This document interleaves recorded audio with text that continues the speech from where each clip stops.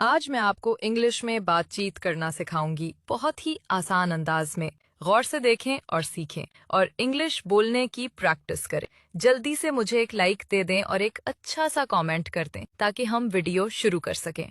कर दिया? तो चलो शुरू करते हैं। तुम कहाँ से हो? Where are you from? मैं पाकिस्तान से हूँ। I am from Pakistan. क्या तुम अंग्रेजी बोल सकते हो? Can you speak English? हाँ, मैं अंग्रेजी बोल सकता हूँ। Yes, I can speak English.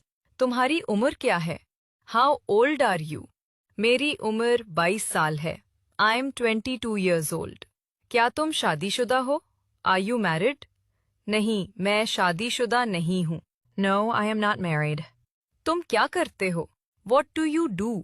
मैं एक उस्ताद हूँ। I am a teacher. क्या तुम्हें चाय पसंद है?